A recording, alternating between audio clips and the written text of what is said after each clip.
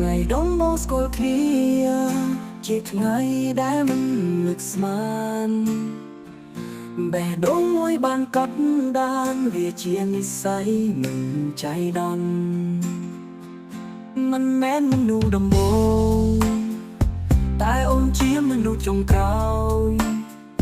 ដែលបេះដូងបងបើកឲ្យចូលក្នុងជីវិតរបស់បងវត្តមានអូនជាកាដូជីវិតរបស់បងអរគុណដែលអូនចូលមកក្នុងជីវិតនេះបេះដូងបងជួបបងអូនតែម្នាក់គត់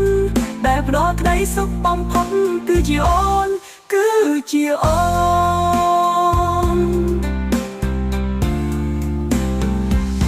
ជីវិតពីស្នេហ៍មួយកាដូស្នេហ៍អូននឹងបងបេះដូងបានវិញចងក្រងទៅជាស្នេហាអំដដាំ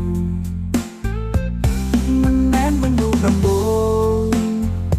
តែអូនជាមនុស្សចុងក្រោយតែបេះដូងបងបើកឲ្យចូលក្នុងជីវិតរបស់បងវត្តមានអូនជាកាដូជីវិតរបស់បង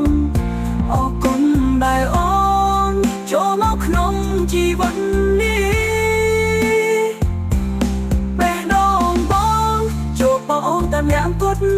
ដែលផ្ដល់ក្តីសុខបំផុតគឺជាអូនគឺជាអូន